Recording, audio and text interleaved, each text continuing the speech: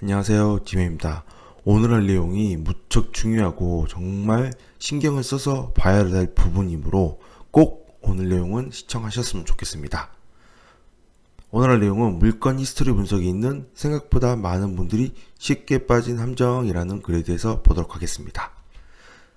구로구에 나와 있는 다세대인데요. 현재 많이 유출된 상태입니다. 아주 많이 유출됐죠? 자, 내용을 봐보시면 매각 물건 명세서부터 살펴보겠습니다. 매각 물건 명세서를 보면 강제 경매 개시 결정 등기보다 전입이 빠르죠. 전입이 빠른 세입자 E씨가 있습니다. 이 보여진 정보에 대해서 신뢰성에 대한 문제입니다. 보여진 정보가 과연 내가 얼만큼 신뢰를 할 수 있냐, 이 금액을 믿을 수 있는 거냐, 이런 것을 신경을 써야 되는데, 단순하게 대항력이 있는 세입자구나, 그리고 보증금 6조 5백만 원이구나, 그러므로 낙찰자는 대항력 있는 세입자가 배당을 받지 못하므로 낙찰자는 세입자의 보증금을 전부 인수해야 하구나 라고만 생각을 한다는 거죠. 틀린 얘기는 아닙니다. 맞습니다. 대항력 있는 세입자가 있다면 낙찰자는 인수를 해야죠. 그런데 정보 출처를 보시면 현황조사입니다. 현황조사라는 거는 현황수사관이 이 물건지 방문을 해서 이런 세입자가 있냐, 누가 있냐, 세입자 E씨가 세입자 맞냐, 누구냐, 이런 것들을 조사하는 거거든요. 조사를 해서 어떤 정보들을 취합을 하고, 그리고 시간이 지난 이후에 세입자는 관련 내용들을 필요에 따라서 배당 요구를 하게 됩니다. 배당 요구할 때는 계약서를 첨부를 해야 되고요. 관련 내용들을 정확히 첨부를 해서 배당을 절차에 들어갈 수 있도록 배당 요구를 하게 됩니다. 그러나 여기 물건에서는 이렇게 현황조사만 되어 있고 밑에 권리신고라는 내용이 없습니다. 즉 세입자 E씨는 법원에 가서 권리신고를 하지 않았다는 거죠. 권리신고를 하지 않았다는 거는 이 세입자는 대항력 있는 세입자, 진정한 세입자가 많다면 나는 계약기간까지 그대로 나는 살 거야. 계약기간 살기 때문에 굳이 배당 요구를 하지 않고도 나는 낙찰자가 전액 인수사항이니까 배당 요구를 하지 않아도 상관없어 라고 세입자를 살기도 합니다.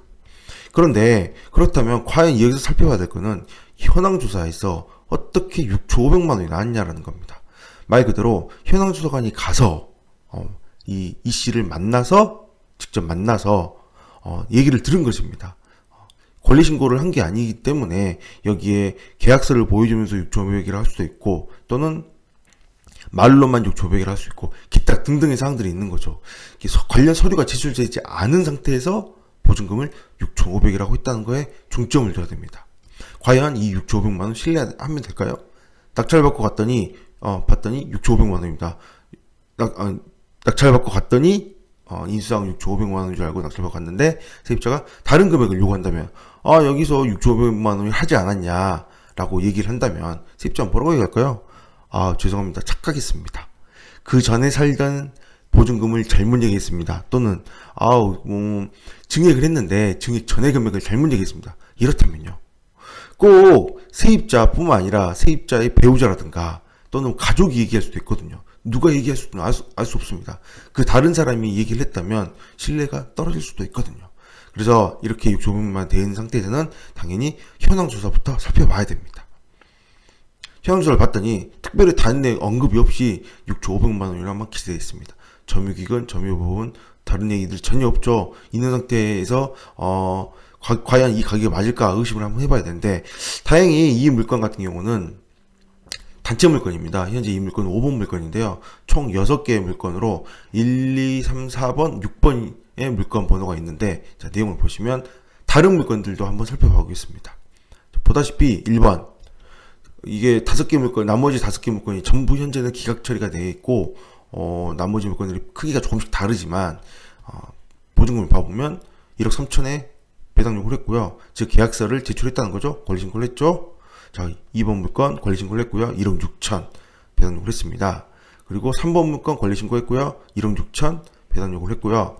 4번 물건 권리신고 1억 4천, 그 다음 6번 물건 권리신고 2억 3천에 배당 요구를 했습니다.